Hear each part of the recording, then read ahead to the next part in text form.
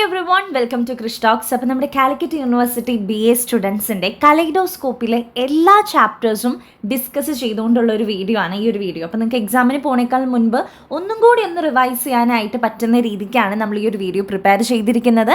എല്ലാ ചാപ്റ്റേഴ്സും ഇതിൽ തന്നെ പറയുന്നുണ്ട്. സോ കുറച്ച് ലെങ്തി ആയേക്കാം നമ്മുടെ വീഡിയോ 2x ഇട്ട് കേട്ടോളൂ കേട്ടോ.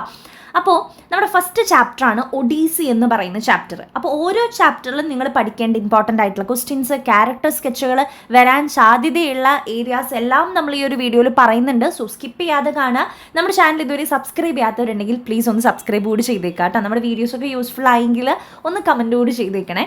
അപ്പോൾ ഒഡീസി ഹോമറാണ് ഇത് എഴുതിയിട്ടുള്ളത്. അപ്പോൾ നിങ്ങൾ ഏറ്റവും ആദ്യം പഠിക്കേണ്ടത് ഇൻട്രോ ലൈൻസ് ആണ്. ഇൻട്രോ ലൈൻസിൻ്റെ വീഡിയോ ഞാൻ സെപ്പറേറ്റ് ആയിട്ട് ചെയ്തിട്ടുണ്ട്. കാണാത്ത കുട്ടികൾക്ക് ഞാൻ താഴെ ലിങ്ക് കൊടുക്കാം.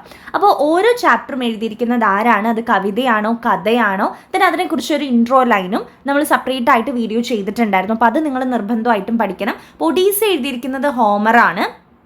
ഹോമറിനെ കുറിച്ച് പറയുകയാണെങ്കിൽ 12,109 വരികളോടുകൂടി 24 പുസ്തകങ്ങളായിട്ട് എഴുതിയിട്ടുള്ള ഒരു കവിതയാണ് ഹോമർ എന്ന് പറയുന്ന കവിത, ഒഡീസിയുടെ കവിത. അതിലെ ആദ്യത്തെ ഒരു ഭാഗം മാത്രമേ നമുക്ക് പഠിക്കാനുള്ളൂ. 80 മുറൈ ട്രാൻസ്ലേറ്റ് ചെയ്തിട്ടുള്ള ഒരു ഭാഗമാണ് നമുക്ക് പഠിക്കാനുള്ളത് കേട്ടോ. അപ്പോൾ ആ ഒരു ചാപ്റ്റർ എടുത്ത സമയത്ത് ഞാനതിലെ ക്യാരക്ടേഴ്സിനെ കുറിച്ച് നിങ്ങളുടെ അടുത്ത് പറഞ്ഞു തന്നിരുന്നു. നമുക്ക് പാഠഭാഗത്ത് ആകെ 1-2 ക്യാരക്ടറിൻ്റെ പേരേ പറയുന്നുള്ളൂ. പക്ഷേ ഡീറ്റെയിൽ ആയിട്ട് അതിൻ്റെ സ്റ്റോറി എന്താണ് ഈ സംഭവം എന്നുള്ളത് ഞാൻ ആ ചാപ്റ്ററിൽ എക്സ്പ്ലെയിൻ ചെയ്യുന്നുണ്ട്. ആ സ്റ്റോറി നിർബന്ധമായിട്ട് നിങ്ങൾ പഠിക്കണം. ഒഡീസിയസ് എന്ന് പറയുന്ന ഇത്താക്കയിലെ രാജാവിനെ കുറിച്ചാണ് നമ്മുടെ പാഠഭാഗം. നമ്മുടെ രാജാവ് ഒരു യുദ്ധം കഴിഞ്ഞിട്ട് ഒരുപാട് വർഷങ്ങളോളം, ഏകദേശം ഒരു 10 വർഷത്തോളമാണ് ട്രോജൻ വാറിന് ശേഷം ഗ്രീക്കും പീപ്പിൾ ഓഫ് ട്രോയും തമ്മിലായിരുന്നു ആ യുദ്ധം. അപ്പോൾ അതിനുശേഷം അദ്ദേഹം നാട്ടിലേക്ക് തിരിച്ചു വരാനായിട്ട് ഒരുങ്ങായിരുന്നു. പക്ഷേ അദ്ദേഹത്തിന് കഴിഞ്ഞില്ല. അവിടുത്തെ ഒരു കലിപ്സോ ഉണ്ട്, നിംഫ് ആയിട്ടുള്ള ഒരു കലിപ്സോ. നിംഫ് എന്ന് വെച്ച് കഴിഞ്ഞാൽ യക്ഷി എന്നുള്ള ഒരു അർത്ഥമാണ്. അപ്പോൾ യക്ഷിയുടെ പേരാണ് കലിപ്സോ. അപ്പോൾ ആ ഒരു കലിപ്സോ അദ്ദേഹത്തെ പിടിച്ചു വെക്കുകയും കല്യാണം കഴിക്കണമെന്ന് താല്പര്യപ്പെടുകയും ചെയ്യുന്നു. അപ്പോൾ അവിടുത്തെ സിയൂസ് ദേവനും അദ്ദേഹത്തിൻ്റെ മകളായിട്ടുള്ള മ്യൂസ് എന്ന് പറയുന്ന ഒരു ദേവതയുമുണ്ട്. അപ്പോൾ ആ ദേവതയൊക്കെയാണ് പിന്നീട് അദ്ദേഹത്തിനെ നാട്ടിലോട്ട് പറഞ്ഞയക്കാനുള്ള കാര്യങ്ങൾ ചെയ്തു കൊടുക്കുന്നത്. അപ്പോൾ ഈ മ്യൂസ് ദേവതയുടെ അടുത്ത് നമ്മുടെ പോയിട്ട് ചോദിക്കുകയാണ്, അദ്ദേഹത്തിൻ്റെ കഥ ഒന്ന് പറഞ്ഞു തരുമോ, ഒഡീസിയസ് രാജാവിൻ്റെ, അതായത് ആ ഒരു 10 വർഷത്തിന്റെ യുദ്ധത്തിന് ശേഷം തിരിച്ച് നാട്ടിലേക്ക് മടങ്ങുക വഴി ഒരുപാട് ദുരിതങ്ങൾ അനുഭവിക്കേണ്ടി വന്ന നമ്മുടെ ഇതാക്കയുടെ രാജാവായിട്ടുള്ള ഒഡീസിയസിന്റെ കഥ ഒന്ന് പറഞ്ഞു തരുമോ എന്ന് പ്രാർത്ഥിക്കുന്ന ഒരു രംഗമാണ് നമുക്ക് കവിതാ ഭാഗത്തുള്ളത്. അപ്പോൾ ഈ ക്യാരക്ടേഴ്സിന്റെ പേര് പഠിക്കണം. അതിൽ കലിപ്സോ എന്ന് പറഞ്ഞ യക്ഷിയുടെ കാര്യം, അദ്ദേഹത്തെ കല്യാണം കഴിക്കാൻ താല്പര്യപ്പെട്ടിരുന്നു എന്നുള്ളത് വളരെ ഇമ്പോർട്ടൻ്റ് ആണ്. ദെൻ ഹീലിയസ് ഹൈപ്പീരിയൻ എന്ന് പറയുന്ന 2 പേര്, സൂര്യനെയാണ് ഉദ്ദേശിക്കുന്നത്. അവരുടെ ഒരു സീൻ നമ്മുടെ ചാപ്റ്ററിൽ വരുന്നുണ്ട്. അതും കൃത്യമായിട്ട് നിങ്ങൾ നോക്കണം കേട്ടോ. പിന്നെ ഒഡീസിയസിൻ്റെ മകൻ്റെ പേര് ടെലിമക്കസ് എന്നാണ്, ഭാര്യയുടെ പേര് പിനലപ്പി എന്നാണ്. അപ്പോൾ ഈ പിനലപ്പിയുടെ പിന്നാലെ ഒരുപാട് പേരൊക്കെ നടക്കുന്നുണ്ട്. ഭർത്താവ് 10 വർഷമായിട്ട് വേറെ സ്ഥലത്താണല്ലോ. അപ്പോൾ പിനലപ്പിയുടെ പിന്നാലെ ഒരുപാട് പേര് നടക്കുന്നുണ്ട്. അപ്പോൾ അതൊക്കെ നമ്മുടെ ഈ പാഠഭാഗത്ത് എക്സ്പ്ലെയിൻ ചെയ്ത് തന്നിട്ടുണ്ട് കേട്ടോ ഞാൻ. ഇനി നമ്മളിതിൽ ക്വസ്റ്റ്യൻ ആൻസേഴ്സ് നോക്കുവാണെങ്കിൽ ഫസ്റ്റത്തെ ക്വസ്റ്റ്യനിൽ തന്നെ നമുക്ക് പഠിക്കാനുള്ളത് ആരുടെ അടുത്താണ് നരേറ്റർ പ്രാർത്ഥിക്കുന്നത് എന്നുള്ളത്. ഞാൻ പറഞ്ഞു, CS ദേവൻ്റെ 9 പെൺമക്കളിൽ ഒരു മകളാണ് മ്യൂസ് എന്ന് പറയുന്ന ദേവതയാണ് കേട്ടോ. അപ്പോൾ ആ ഒരു മ്യൂസ് ദേവതയുടെ അടുത്താണ് നമ്മുടെ ഒഡീസിയസിൻ്റെ കഥ പറയാനായിട്ട് പ്രാർത്ഥിക്കുന്നത്. പിന്നെ നമ്മുടെ കലിപ്സോ ആരാണ്, നമ്മുടെ ഒജൈജിയ ഐലൻഡിൽ ജീവിച്ചിരുന്ന ഒരു ഗുഹയിൽ ജീവിച്ചിരുന്ന ഒരു ഹോളോ കേവിൽ ജീവിച്ചിരുന്നതാണ് കലിപ്സോക്ക് she wants Odysseus to marry her, അവളെ കല്യാണം കഴിക്കണം എന്നായിരുന്നു താല്പര്യം. ദെൻ അതേപോലെ what is the reason that Poseidon did not pity ഒഡീസിയസിൻ്റെ അടുത്ത് നമ്മുടെ പൊസൈഡോന് നമ്മുടെ സീയുടെയും അതേപോലെ തന്നെ എർത്തുകേക്കിൻ്റെയൊക്കെ ഒരു ദൈവം എന്നറിയപ്പെടുന്നതാണ് പൊസൈഡോൺ. അപ്പോൾ പൊസൈഡോന് ഒഡീസിയസിൻ്റെ അടുത്ത് ദേഷ്യം തോന്നിയിരുന്നു, ദയൊന്നും തോന്നിയിരുന്നില്ല. കാരണം എന്താണെന്ന് വെച്ച് കഴിഞ്ഞാൽ പൊസൈഡോൻ്റെ 1 ഐഡ് സൺ, ഒരു കണ്ണുള്ള മകൻ്റെ പേരാണ് പോളിഫിമസ്. ഒരു മോൺസ്റ്റർ ആയിരുന്നു, കടലിലുള്ള ഒരു വലിയൊരു ഭീകരജീവിയായിരുന്നു. അപ്പോൾ ആ ഒരു ഭീകരജീവിനെ കൊന്നിട്ടുണ്ടായിരുന്നു നമ്മുടെ ഒഡീസിയസ്.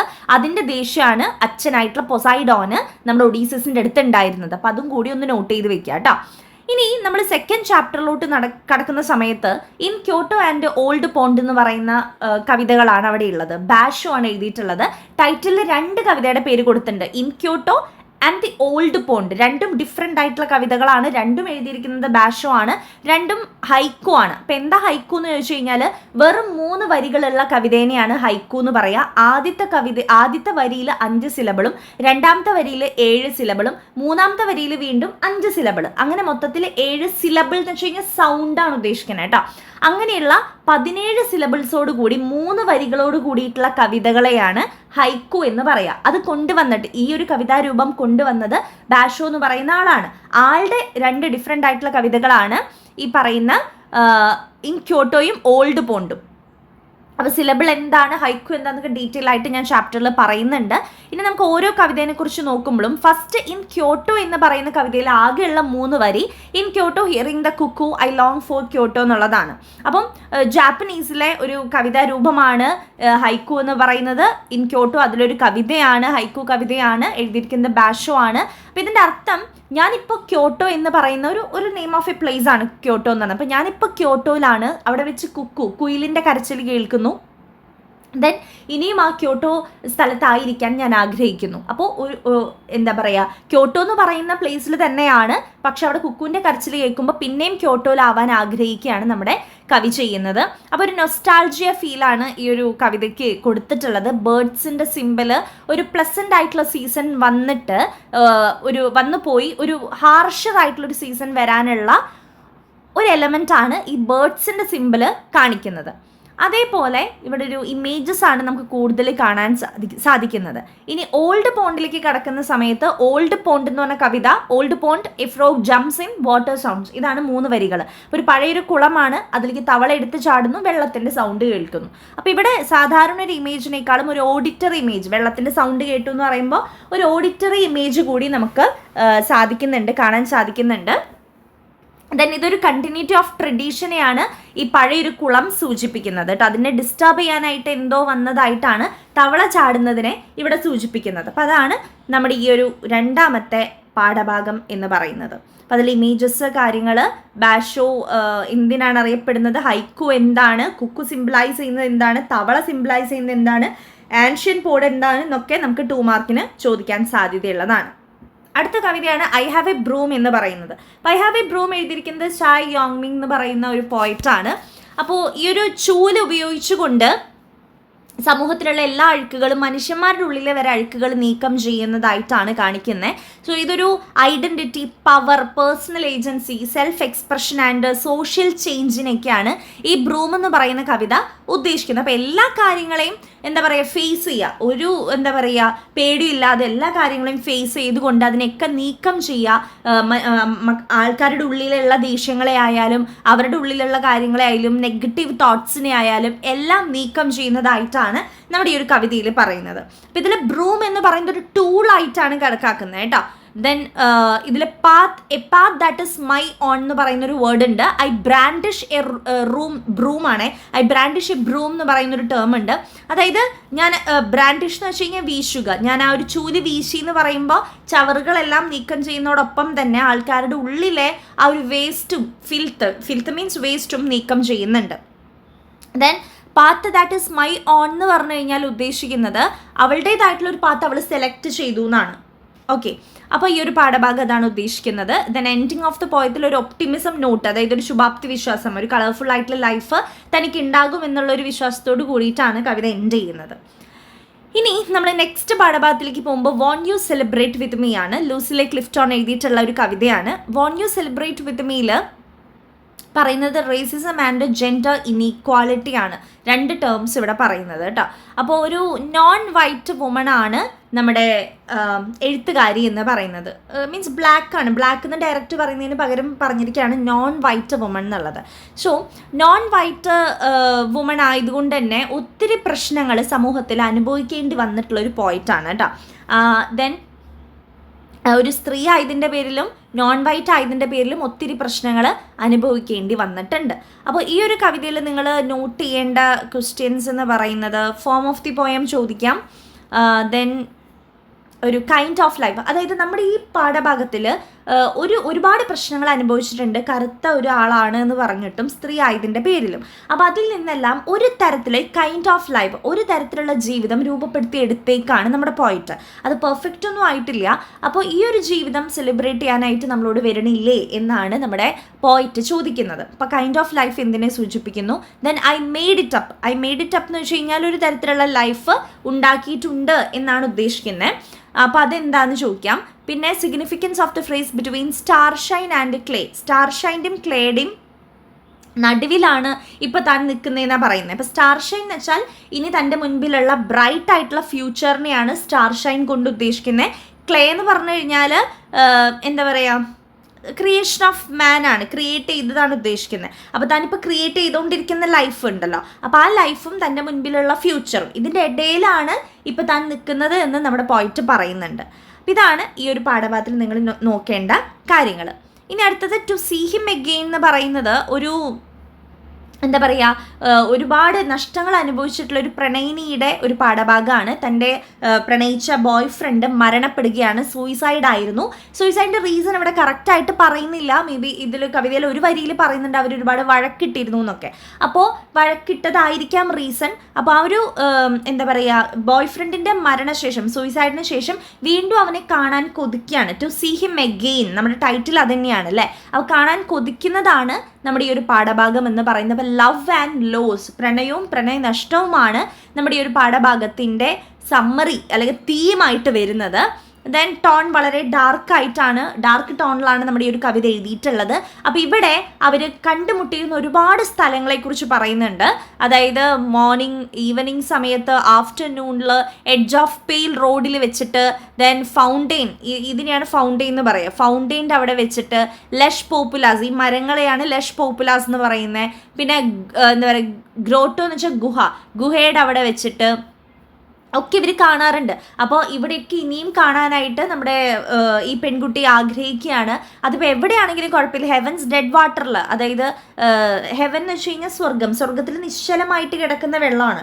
അവിടെ വെച്ചാണെങ്കിലും ബോയിലിംഗ് ഹോൾ എന്ന് പറഞ്ഞു കഴിഞ്ഞാൽ തിളച്ച് മറിയുന്ന, അതായത് നരകത്തിലെ തിളച്ച് മറിയുന്ന വെള്ളത്തിലായാലും കുഴപ്പമില്ല. അവനെ കാണാനായിട്ട് ആഗ്രഹിക്കുന്നുണ്ട്, അവൻ്റെ കഴുത്തിൽ ഇങ്ങനെ കെട്ടിപ്പിടിച്ച് നിൽക്കാൻ ആഗ്രഹിക്കുന്നുണ്ട്. ഇനി അവനെ കാണാൻ പറ്റില്ലേ എനിക്ക് എന്ന് ചോദിക്കുന്ന ഒരു കവിതയാണ് ടു സീ ഹിം അഗെയിൻ കേട്ടോ. അതിൻ്റെ സെൻട്രൽ ഐഡിയ നമ്മുടെ സ്പീക്കറിൻ്റെ ആഗ്രഹം, അവന് വീണ്ടും കാണാനൊക്കെയാണ്, കെട്ടിപ്പിടിക്കാനാണ് ആഗ്രഹിക്കുന്നത്. പിന്നെ അവർ കണ്ടുമുട്ടിയിരുന്ന സ്ഥലങ്ങൾ, heavens dead water, boiling hole എന്ന് ഉദ്ദേശിക്കുന്നത് എന്താണ്? Last painted note around his bloody neck എന്ന് വെച്ച് കഴിഞ്ഞാൽ ഇങ്ങനെ എന്താ പറയുക, സൂയിസൈഡ് ചെയ്തതിന് ശേഷം അവനെ കാണാൻ ഒത്തിരി ആഗ്രഹമുണ്ട്. അപ്പോൾ അവൻ്റെ കഴുത്തിൽ ഇങ്ങനെ കെട്ടിപ്പിടിച്ച് നിൽക്കാനുള്ള ആഗ്രഹമാണ് അതിലൂടെ ഉദ്ദേശിക്കുന്നത്.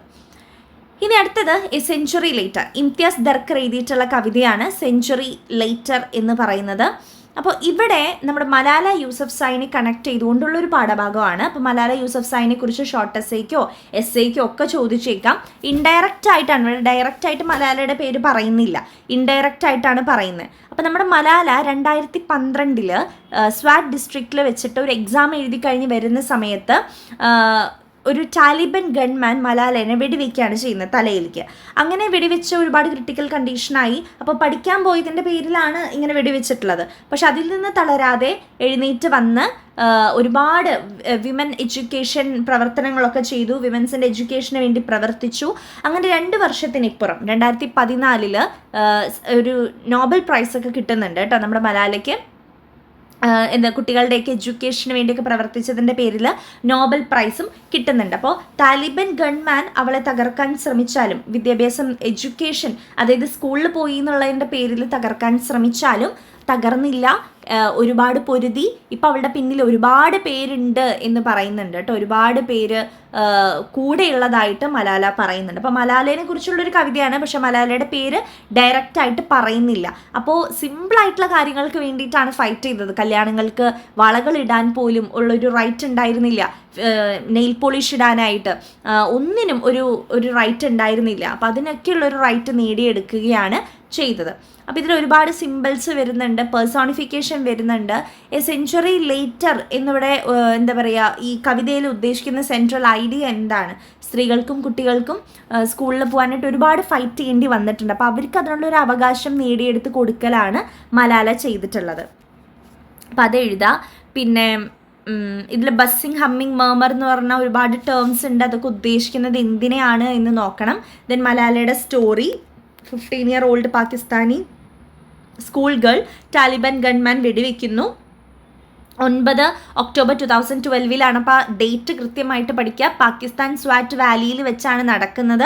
അവൾക്ക് 2014 മലാല യൂസഫ്സായിക്ക് നോബൽ പ്രൈസ് കിട്ടുന്നത്. സ്ത്രീകളുടെയും കുട്ടികളുടെയും വിദ്യാഭ്യാസത്തിന് വേണ്ടി ഫൈറ്റ് ചെയ്തതിൻ്റെ പേരിലാണ് കിട്ടുന്നത് കേട്ടോ. അപ്പോൾ അതൊക്കെ ഒന്ന് നോട്ട് ചെയ്ത് വെച്ചോളൂ.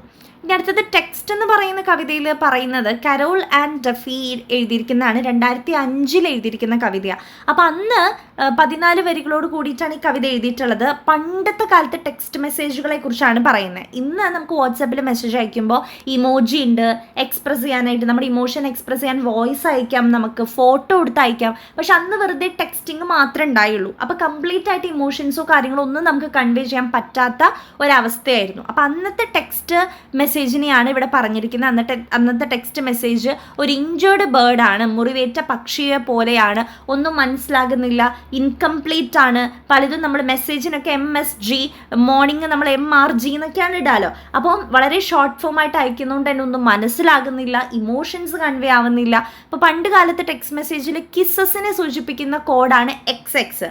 അപ്പോൾ ഇതിൽ നമ്മുടെ പോയിട്ട് തൻ്റെ ബോയ് ഫ്രണ്ട് XX അയച്ചിട്ടുണ്ടോ എന്ന് ഇങ്ങനെ ഇരുന്ന് ശ്രദ്ധിച്ച് നോക്കുവാണ്.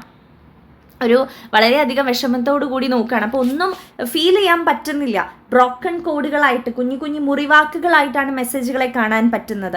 അപ്പോൾ ഇതിൽ കൈ കാണാൻ പറ്റുന്നില്ല. ടെക്സ്റ്റ് ചെയ്യുന്ന കൈ നമുക്ക് കാണാൻ പറ്റില്ലല്ലോ. മറ്റാളുടെ കൈ നമുക്ക് ഇതിൽ കാണാൻ പറ്റില്ല. വെറുതെ നമ്മൾ ടെക്സ്റ്റ് ചെയ്യുന്ന സൗണ്ട് മാത്രമാണ് കേൾക്കാൻ പറ്റുന്നത്. അപ്പോൾ ഈ ടെക്സ്റ്റ് മെസ്സേജ് ഒരു ഇമോഷൻസും ഫീലിങ്സും ഇല്ലാത്തതാണ് എന്നാണ് പറയുന്നത്. അപ്പോൾ 2005 കാലഘട്ടത്തിൽ അന്നത്തെ ടെക്സ്റ്റ് മെസ്സേജുകളെ കുറിച്ചാണ് ഈ ഒരു കവിത എഴുതിയിട്ടുള്ളത്. അപ്പോൾ XX എന്ന് പറയുന്ന ടേം ഉദ്ദേശിക്കുന്നത് എന്തിനെയാണ്? കിസ്സിനെയാണ് ഉദ്ദേശിക്കുന്നത് കേട്ടോ. അപ്പോൾ അതൊക്കെ നോക്കുക. ദെൻ ഇഞ്ചേർഡ് ബേർഡ് എന്ന് പറഞ്ഞ ടേം എന്തിനെ ഉദ്ദേശിക്കുന്നത് എന്നുള്ളത് നോക്കിക്കോളൂ. നെക്സ്റ്റ് കവിത റിവോൾവിംഗ് ഡേയ്സ് ആണ്. റിവോൾവിംഗ് ഡേയ്സ് എന്ന് പറയുമ്പം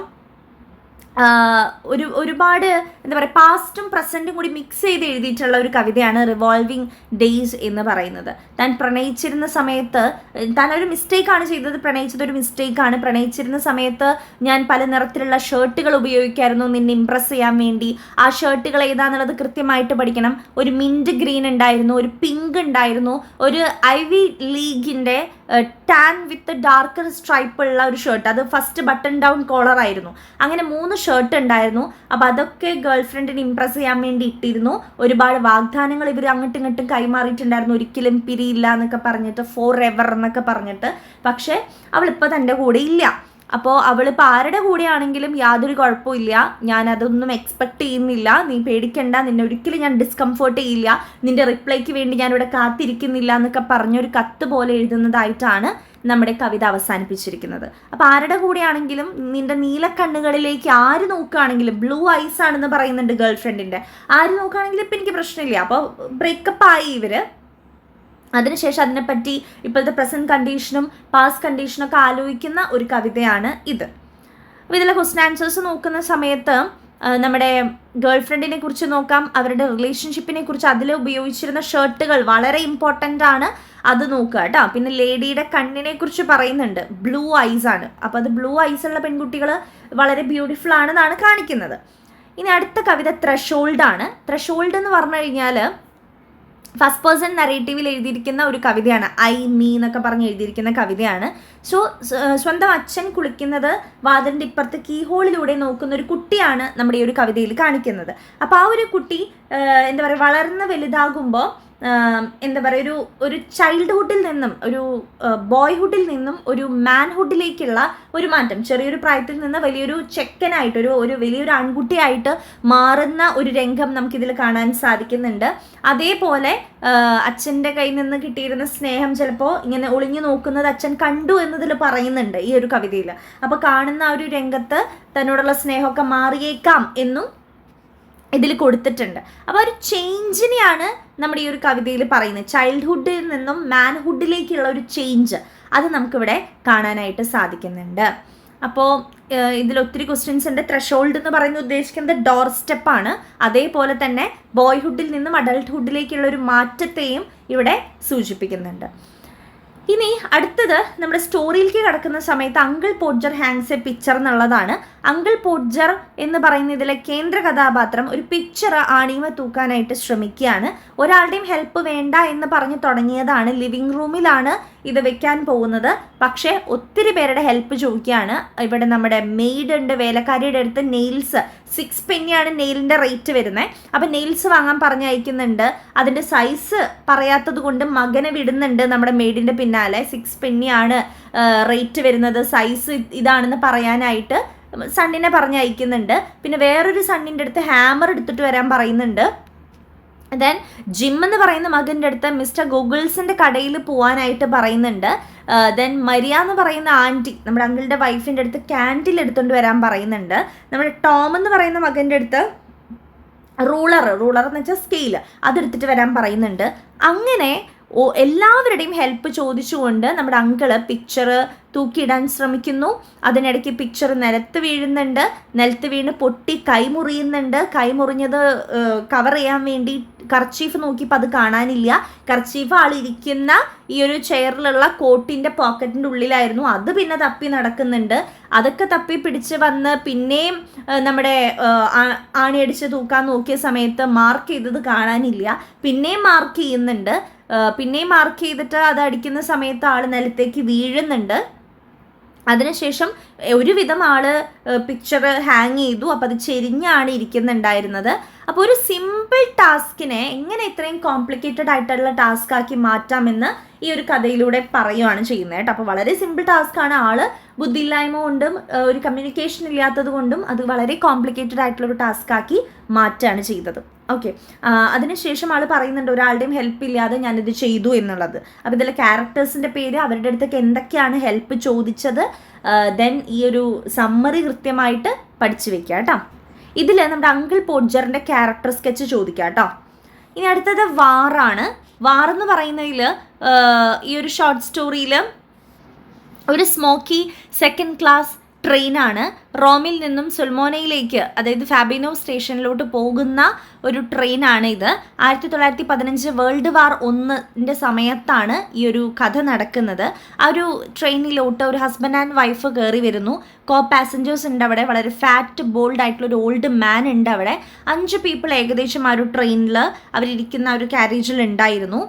അപ്പോൾ ആ ഒരു ഹസ്ബൻഡ് ആൻഡ് വൈഫിൻ്റെ ഒരേ ഒരു മകൻ 3 ദിവസം കഴിഞ്ഞ് കഴിഞ്ഞാൽ യുദ്ധത്തിന് വേണ്ടി പോവാണ്. അപ്പോൾ ആ മകനെ കാണാൻ വേണ്ടിയിട്ടാണ് പോകുന്നത്. അപ്പോൾ ഒരു പാസഞ്ചർ പറയുന്നുണ്ട് എൻ്റെ 2 ആൺമക്കളും 3 നെഫ്യൂസും അവിടെയാണ് എന്ന് പറയുന്നുണ്ട്. അപ്പോൾ അവിടെ ഒരു ഓൾഡ് മാൻ ലാസ്റ്റ് പറയുന്നുണ്ട് എൻ്റെ മകൻ നഷ്ടപ്പെട്ടു, രാജ്യത്തിന് വേണ്ടിയിട്ട് അവൻ്റെ ജീവൻ നഷ്ടപ്പെടുത്തിയത് അവൻ, അതായത് യുദ്ധം ചെയ്യുന്നതിൻ്റെ ഇടയ്ക്ക് മരണപ്പെട്ടിട്ടുണ്ടായിരിക്കാം. പക്ഷേ ഞാനതൊന്നും ആലോചിച്ചിരിക്കുന്നില്ല.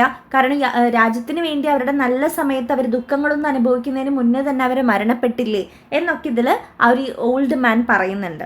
അപ്പോൾ അതാണ് നമ്മുടെ പാഠഭാഗം എന്ന് പറയുന്നത്. അപ്പോൾ ഇതിൽ ആ ഒരു കരഞ്ഞുകൊണ്ടാണ് ഒരു ഭർത്താവും ഭാര്യയും കയറി വരുന്നത്. ഭാര്യ വളരെ അപ്സെറ്റ് ആയിരുന്നു.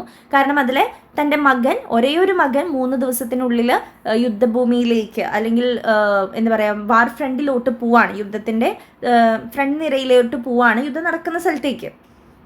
അതാണ് വിഷമം. പിന്നെ ഇതിലെ ടൈറ്റിലിൽ ഉദ്ദേശിച്ചിരിക്കുന്ന വാർ എന്ന് പറയുന്നത് ഫസ്റ്റ് വേൾഡ് വാർ ആണ്. 1914 മുതൽ 1918 വരെ നീണ്ടു നിന്നിരുന്ന യുദ്ധത്തെയാണ് ഇവിടെ ഉദ്ദേശിക്കുന്നത്.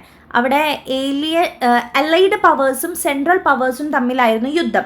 അലൈഡ് പവേഴ്സിലുണ്ടായിരുന്ന രാജ്യക്കാർ ഏതൊക്കെയാണ്, സെൻട്രൽ പവേഴ്സിലുണ്ടായ രാജ്യക്കാർ ഏതൊക്കെയാണെന്നുള്ളത് കൃത്യമായിട്ട് പഠിക്കണം കേട്ടോ നിങ്ങൾ. പിന്നെ ഇതിൽ ആ സ്ത്രീയുടെ ക്യാരക്ടർ സ്കെച്ച് ചോദിക്കാം. അല്ലെങ്കിൽ ലാസ്റ്റ് വരുന്ന ഓൾഡ് മാൻ പറയുന്നുണ്ടല്ലോ, അവരുടെ നല്ല സമയത്ത് മരിച്ചു, രാജ്യത്തിന് വേണ്ടി മരിച്ചു, അതിൽ നമ്മൾ പ്രൗഡായിരിക്കണം എന്ന് പറയുന്നുണ്ടല്ലോ, ആളുടെ ക്യാരക്ടർ സ്കെച്ചും ചോദിച്ചേക്കാം. അടുത്തത് ഗ്രീൻ ലീവ്സ് ആണ്. ഗ്രേസ് ഒഗോട്ട് എഴുതിയിട്ടുള്ള പാഠഭാഗമാണ് ഗ്രീൻ ലീവ്സ് എന്ന് പറയുന്നത്. ഇതിൽ ക്യാരക്ടർ സ്കെച്ച് പഠിക്കണം. ന്യാഗർ, ന്യാമുന്ദെ പോലീസ് ഓഫീസർ, 3 കള്ളന്മാർ വരുന്നുണ്ട്. ഒലൈലോ എന്ന് പറയുന്ന നാഗറിൻ്റെ കസിൻ വരുന്നുണ്ട്. ഒമറോ എന്ന് പറയുന്ന നാഗറുടെ ഫ്രണ്ട് വരുന്നുണ്ട്. അപ്പോൾ ഇവരുടെ നാട്ടിൽ നാഗറിന് ആക്ച്വലി 2 ഭാര്യമാരാണ്. ഒരു ഭാര്യയുടെ പേര് പറയുന്നില്ല, ഒരു ഭാര്യയുടെ പേര് ന്യാമുന്ദെ. അപ്പോൾ 2 ഭാര്യമാരുണ്ടായിരുന്നു. അപ്പോൾ നാഗർ ഒരു ദിവസം രാവിലെ എഴുന്നേറ്റപ്പോൾ ഈ കാറ്റിൽസിനെ, കന്നുകാലികളെ മോഷ്ടിച്ചുകൊണ്ട് പോകാൻ വന്ന 3 കള്ളന്മാരെ നാട്ടുകാരെല്ലാവരും ഓടിക്കുന്നു. നമ്മുടെ നാഗറും അതിൻ്റെ പിന്നാലെ പോകുന്നുണ്ട്. അങ്ങനെ ആ കള്ളന്മാർ, ഒരു കള്ളൻ കുറ്റിക്കാടിൻ്റെ ഉള്ളിലേക്ക് പോയിട്ട്, ബുഷസിൻ്റെ ഉള്ളിലേക്ക് പോയിട്ട് രക്ഷപ്പെടുന്നുണ്ട്. മറ്റൊരു കള്ളൻ പുഴയിലേക്ക് ഇറങ്ങി രക്ഷപ്പെടുന്നുണ്ട്. ഒരു കള്ളനെയാണ് ഇവർക്ക് കിട്ടിയിട്ടുണ്ടായിരുന്നത്. അപ്പോൾ ആ കള്ളനെ ഒത്തിരി എന്താ പറയുക ചവിട്ടി കൊല്ലാറായ രീതിയിലാക്കിയിട്ട് ഇവരൊരു ഗ്രീൻ ലീവ്സ് ഇട്ട് മൂടുകയാണ് ചെയ്യുന്നത്. ദെൻ എല്ലാവരും തിരിച്ചു വീടുകളിലേക്ക് പോയി പിറ്റേ ദിവസം രാവിലെ, കാരണം ഇവരുടെ വിശ്വാസപ്രകാരം ഒരാൾ മരിക്കുന്നത് കാണാൻ പാടില്ല. അപ്പോൾ അതുകൊണ്ട് ഇവർ തിരിച്ച് ഹട്ടിലേക്ക്, ഇവരുടെ കുടിലുകളിലേക്ക് പോയി തിരിച്ച് രാവിലെ വരാം എന്നുള്ള രീതിക്ക്. പക്ഷെ ന്യാഗറിന് ഗ്രീഡ് ഉണ്ടായിരുന്നു, അത്യാർത്തി. കാരണം ന്യാഗറിന് ഓൾറെഡി ഒരുപാട് കാറ്റിൽസ് ഉണ്ട്, ഒരുപാട് ഭാര്യമാരുണ്ട്, മക്കളുകളുണ്ട്, അത്യാവശ്യം റിച്ച് ആണ്. എന്നിട്ടും ഈ ക്കാൻ പോകുന്ന കള്ളൻ്റെ കഴുത്തിൽ, മീൻസ് അവരുടെ കയ്യിൽ എന്തെങ്കിലും പണം ഉണ്ടെങ്കിലോ, കള്ളനല്ലേ, എന്തെങ്കിലും പണം ഉണ്ടെങ്കിലോ എന്ന് വെച്ചിട്ട് തിരിച്ച് നടന്നു വരികയാണ് ഈ കള്ളൻ്റെ അടുത്തേക്ക്. അങ്ങനെ നടന്നു വന്ന് ഈ കള്ളൻ്റെ കഴുത്തിൽ, കാറ്റിൽസിൻ്റെയൊക്കെ കച്ചവടം നടത്തുന്ന ആൾക്കാരുടെ കഴുത്തിലാണ് പൈസ കെട്ടിയിടുക. അപ്പോൾ കഴുത്തിൽ ഒരു ചെറിയൊരു ബാഗ് കാണുന്നു. അത് ഈ മരിക്കാറായ ആളാണ് കേട്ടോ. അപ്പോൾ ആളുടെ കഴുത്തിൽ നിന്ന് പൊട്ടിച്ചെടുക്കാൻ നേരത്ത് കള്ളൻ നമ്മുടെ ന്യാഗറിൻ്റെ കണ്ണിലേക്ക് ഒരു സ്റ്റമ്പ്, ഒരു വടി ഇങ്ങനെ കുത്തി ഇറക്കി ന്യാഗറിനെ കൊല്ലുകയാണ് ചെയ്യുന്നത്. എന്നിട്ട് ഈ ആ കള്ളനെ മൂടിയ പോലെ ന്യാഗറിൻ്റെ ബോഡി മൂടുകയാണ്. അപ്പോൾ പിറ്റേ ദിവസം എല്ലാവരും വന്നപ്പോൾ, ഈ കള്ളനെ എക്സ്പെക്ട് ചെയ്ത് വന്നപ്പോൾ ന്യാഗറാണ് കിടക്കുന്നുണ്ടായിരുന്നത്. അപ്പോൾ ഒരാൾക്കും ഒരു ഐഡിയയും കിട്ടിയില്ല എന്തെങ്ങനെ സംഭവിച്ചു എന്നുള്ളത്. അപ്പോഴേക്കും പോലീസ് ഓഫീസേഴ്സ് വന്നിട്ടുണ്ടായിരുന്നു. അപ്പോൾ ഇവരുടെ പോലീസ് ഓഫീസേഴ്സിൻ്റെ റൂള് വേറെയാണ്. കാരണം ഇവർ പോലീസ് ഓഫീസേഴ്സ് പോസ്റ്റ്മോർട്ടം ചെയ്യണമെന്നൊക്കെയാണ് പറയുക. ആരാണ് കൊന്നതെന്ന് ചോദിച്ചപ്പോൾ ഇവരെല്ലാവരും കൂടി കൊന്നു എന്നാണ് പറയുക. അപ്പോൾ എല്ലാവരും കൂടി കൊന്നു എന്ന് പറഞ്ഞാൽ കേസ് ഒരാളുടെ പേരിൽ വരില്ലല്ലോ. അപ്പം അങ്ങനെ ഉള്ളൊരു പാഠഭാഗമാണ് ഇത്. അപ്പം ന്യാഗറിൻ്റെ ഡെത്തിന് കാരണം അവൻ്റെ ഗ്രീഡ് തന്നെയാണ്, അത്യാർത്തി മൂലം തന്നെയാണ് മരിച്ചിട്ടുണ്ടായിരുന്നത്. പാഠഭാഗത്തിൻ്റെ അവസാനം നമ്മുടെ ന്യാഗറിൻ്റെ ഭാര്യ ഒരു വിലാപ ഗാനമൊക്കെ പാടിയിരുന്നിട്ട് കരയുന്നുണ്ട് കേട്ടോ. അപ്പോൾ ഇതിൽ ന്യാഗറിൻ്റെ ക്യാരക്ടർ സ്കെച്ച് ചോദിക്കാൻ സാധ്യതയുള്ളതാണ്. ഒമറോ എന്ന് പറയുന്ന ആൾക്ക് ഇതിൽ കുത്തേൽക്കുന്നുണ്ട്. അതായത് ഒരു കള്ളനെ പിടിക്കുന്ന സമയത്ത് കള്ളൻ ഷോൾഡറിൽ ഇങ്ങനെ നൈഫ് കൊണ്ട് കുത്തി ഇറക്കിയിട്ടാണ് രക്ഷപ്പെടുന്നത്. അപ്പോൾ ഒമറോൻ എങ്ങനെ ഇഞ്ചുറി ഏറ്റു എന്നുള്ളതും, പിന്നെ ഈ ന്യാഗറിൻ്റെ ഡെഡ് ബോഡി ഫൈൻഡ് ചെയ്തതിനെ കുറിച്ചും പോലീസ് ഓഫീസേഴ്സിനെ കുറിച്ചും ഒക്കെ നമുക്ക് ഈ പാഠഭാഗത്ത് ചോദിക്കാൻ സാധ്യതയുള്ളതാണ്. അടുത്തത് ടെംപെസ്റ്റ് എന്ന് പറയുന്ന ഒരു നാടകമാണ് വില്യം ഷേക്സ്പിയറിൻ്റെ. അതിലെ ലോക സീൻ മാത്രമേ നമുക്കുള്ളൂ, ലോക സീനിൻ്റെ ഒരു സീൻ മാത്രമേ നമുക്ക് പഠിക്കാനുള്ളൂ. പക്ഷേ ഒരു വലിയൊരു നാടകമാണത്. അതിൻ്റെ എൻറ്റയർ കഥ ഞാൻ നിങ്ങൾക്ക് വീഡിയോയിൽ പറഞ്ഞു തന്നിട്ടുണ്ട്. ക്യാരക്ടേഴ്സിൻ്റെ പേര് പഠിക്കണം. മിലൻ്റെ രാജാവ്, ഡ്യൂക്ക് എന്ന് വെച്ചാൽ രാജാവ്, മിലൻ്റെ രാജാവായിരുന്നു പ്രോസ്പെരോ മാജിക്കൽ പവേഴ്സൊക്കെ ഒത്തിരിയുള്ള ഒരാളാണ്. ഒരുപാട് സമയം മാജിക് ബുക്സ് വായിച്ചൊക്കെ ഇരിക്കുന്നത് കൊണ്ട് അദ്ദേഹത്തിൻ്റെ ബ്രദറായിട്ടുള്ള എന്താ പറയുക ആൻറ്റോണിയോ അദ്ദേഹത്തിനെ രാജ്യത്ത് നിന്ന് പുറത്താക്കുകയാണ് ചെയ്യുന്നത്. കൂടെ ഒരു മകളെയും പുറത്താക്കുന്നുണ്ട്. മിറാണ്ട എന്നാണ് മകളുടെ പേര്. അങ്ങനെ ഇവരൊരു ദ്വീപിലെത്തുന്നു. അവിടെ വെച്ചിട്ട് ഇവർക്കൊരു ഏരിയൽ കാലിബൻ എന്ന് പറഞ്ഞ 2 പേരെ കിട്ടുന്നുണ്ട്. അതായത് ഒരു സ്ലേവായിട്ട്, സ്പിരിറ്റ് സെർവൻ്റ് ആയിട്ടും സ്ലേവായിട്ടും 2 പേരെ കിട്ടുന്നുണ്ട്. അപ്പോൾ അവരുമായിട്ട് ആ ഐലൻഡിൽ നമ്മുടെ പ്രോസ്പെരോയും മകൾ മിറാണ്ടയും താമസിക്കുകയായിരുന്നു. ആ സമയത്തേക്ക് അവിടേക്ക് ഫെർഡിനാൻഡ് എന്ന് പറയുന്ന ഒരാൾ എത്തിപ്പെടുന്നു. ഫെർഡിനാൻഡ് എന്ന് പറഞ്ഞാൽ നേപ്പിളിൻ്റെ രാജപുത്രനായിരുന്നു. ഫെർഡിനാൻഡ് മിറാണ്ടയുമായിട്ട് പ്രണയത്തിലാകുന്ന ഒരു സീനൊക്കെയാണ്. അപ്പോൾ ആ ഒരു പ്രണയം സത്യമാണോ എന്നറിയാൻ ഫെർഡിനാൻഡിനെ കൊണ്ട് പണികൾ എടുപ്പിക്കുന്ന ഒരു സീനാണ് നമുക്ക് ഈ പാഠഭാഗത്തിൽ കാണാനുള്ളത് കേട്ടോ. ലോഗ് എന്ന് വെച്ചാൽ തടിക്കഷ്ണങ്ങൾ ചുമക്കുന്നു. അപ്പോൾ നമ്മുടെ അവൾക്ക് വേണ്ടി ഇതെല്ലാം നമ്മുടെ ഫെർഡിനാൻഡ് ചെയ്യുന്നുണ്ട്. ലവ് അറ്റ് ഫസ്റ്റ് സൈറ്റാണ് ഇവിടെ നടക്കുന്നത്. അപ്പോൾ പ്രോസ്പെരോ അങ്ങനെ ഇവരുടെ കല്യാണം നടത്തി കൊടുക്കാൻ തീരുമാനിക്കുന്നതൊക്കെയാണ് രംഗം. അപ്പോൾ പ്രോസ്പെരോൻ്റെ ക്യാരക്ടർ സ്കെച്ച്, ഫെർഡിനാൻഡിൻ്റെ ക്യാരക്ടർ സ്കെച്ച്, ഈ പറയുന്ന മിറാണ്ടയുടെ ക്യാരക്ടർ സ്കെച്ച്, ഇതെല്ലാം നമുക്ക് ചോദിക്കാൻ സാധ്യതയുള്ളതാണ് കേട്ടോ. ഇതിൽ മെയിൻ ടാസ്ക് എന്ന് ഉദ്ദേശിക്കുന്നത് കഷ്ടത നിറഞ്ഞ ജോലിയാണ്. നമ്മുടെ നേപ്പിളിൻ്റെ രാജാവായിട്ടുള്ള അലൻസോൻ്റെ മകനാണ് ഫെർഡിനാൻഡ്. അപ്പോൾ ഫെർഡിനാൻഡിനെ കൊണ്ടാണ് ഇത്രയും പണിയെടുപ്പിച്ചത്, കാരണം ഇവരുടെ സ്നേഹം സത്യമാണോ എന്ന് അറിയാനായിട്ട്. അപ്പോൾ അതാണ് ഇവിടെ മെയിൻ ടാസ്ക് എന്ന് ഉദ്ദേശിക്കുന്നത്. പിന്നെ മിറാണ്ടനെ കമ്പയർ ചെയ്യുന്നുണ്ട്. ഒരുപാട് പെൺകുട്ടികളെ കണ്ടിട്ടുണ്ട്, പക്ഷെ നിന്റെ പോലെ അത്രയും സുന്ദരിയായിട്ടുള്ള പെണ്ണിനെ കണ്ടിട്ടില്ല എന്നാണ് നമ്മുടെ ഫെർഡിനാൻഡ് മിറാണ്ടയെ കുറിച്ച് പറയുന്നത് കേട്ടോ. നിന്റെ അച്ഛനേക്കാളൊക്കെ ഒത്തിരി നല്ലതാ നീന്നും പറയുന്നുണ്ട്. അപ്പോൾ ഇവരുടെയൊക്കെ ക്യാരക്ടർ സ്കെച്ചുകൾ നിങ്ങൾ നോക്കണം.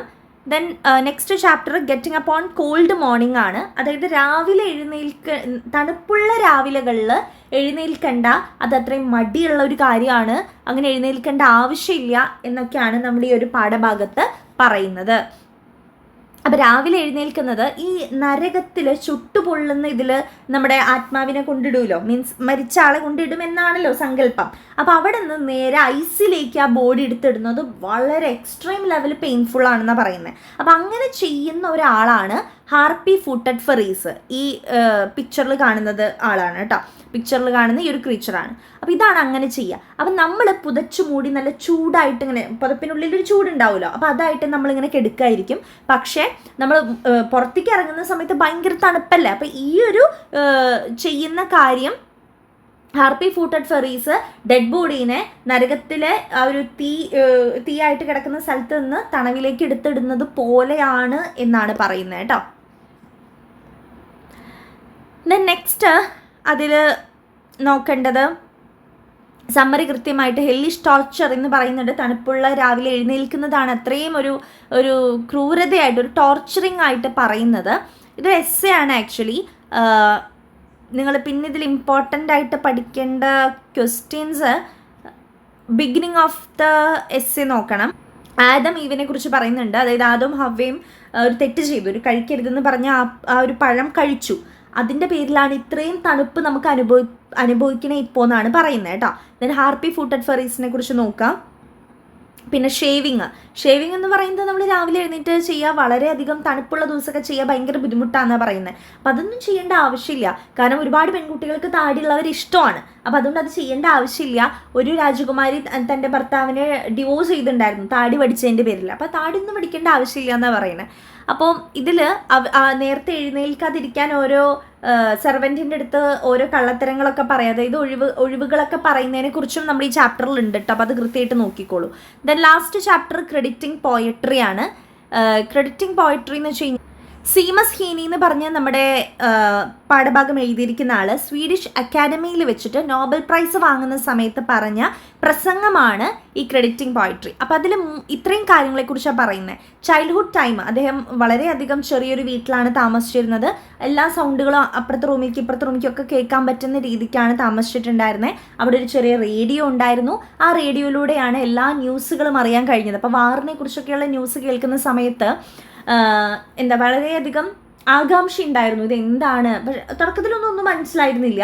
പക്ഷെ പിന്നീടാണ് അതിനെക്കുറിച്ചുള്ള ഡീറ്റെയിൽ ആയിട്ടുള്ള കാര്യങ്ങൾ മനസ്സിലായത്. പിന്നെ അദ്ദേഹത്തിന് ഇഷ്ടപ്പെടുന്ന ഒരുപാട് കവികളെ കുറിച്ച് ഇതിൽ പറയുന്നുണ്ട്. എന്താണ് ലിറിക് പോയട്രീനെ കുറിച്ച് പറയുന്നുണ്ട്.